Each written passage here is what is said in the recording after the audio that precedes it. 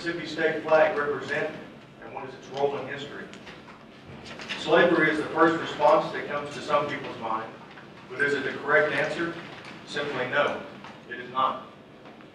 The Civil War was fought by southern states because of their wish to secede from the northern states, because the Union wanted to extensively tax and restrict imports used in the South. A tax that was only imposed on Southerners who paid 75% of the nation's taxes. Slavery was legal nationwide in the 1800s, not just in the southern states. In fact, even the Emancipation Proclamation did not outlaw slavery nationwide, only in southern states, while slavery was still legal north of the Mason-Dixon line. The Mississippi battle flag represents people who were fighting for their liberties to conduct business and trade how they see fit, without unfair taxation from the federal government. It represents people who were fighting against governmental tyranny, and it represents a proud state who came together with brothers and sisters of all races, stood up, and said they would not be pushed around by government.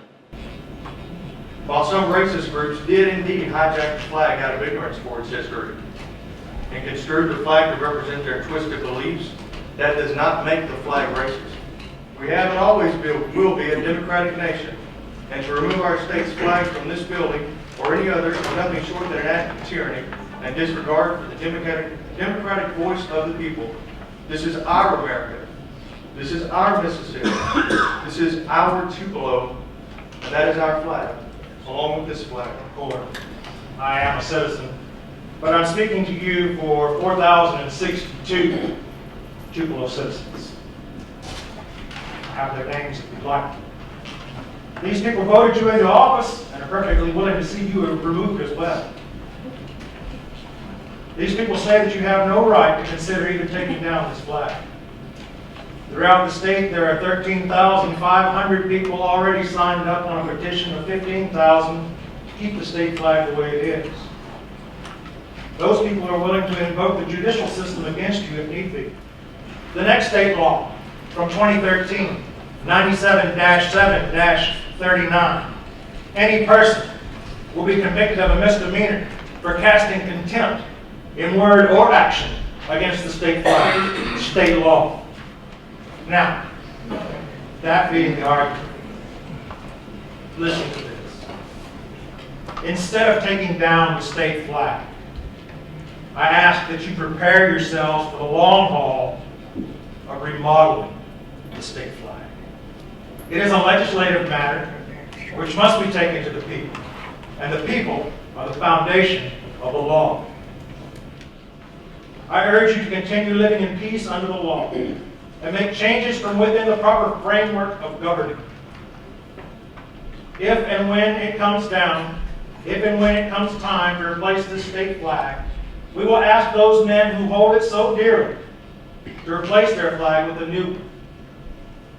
We will not be rude, and we will give them all the time that they need to grieve the passing.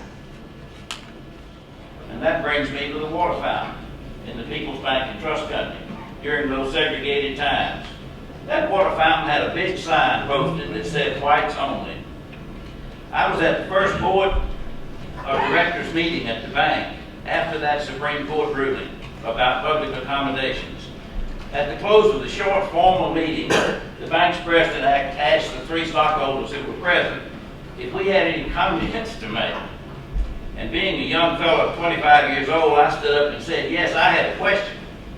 Why, after the passage of the Civil Rights Act last year, does our bank still have a sign above the water fountain in the lobby that says whites only? Well, there was a great rustling of papers and clearing of throats, and someone said we would adjourn, and they did. No one said anything to me, and my question was not answered. But the next day, the sign and the old water fountain were removed, and a new water fountain was installed that provided the use of paper cups for everyone. I don't think I ever went to the bank again without getting a drink of water and saying, I did this because it was the right thing to do. Now, 50 years later, I have another question. When is the state of Mississippi going to remove the old Confederate battle flag, which has become a symbol of hate? Change comes slow, very slow, as shown by the 50 years between my two questions. But change always wins in the end, and the right thing to do is always the right thing to do. And the right thing regarding our state flag is to change it to something that represents all the people of our state and the future, and not fly our current state flag anywhere until our state's politicians in Jackson have the courage to change the state flag.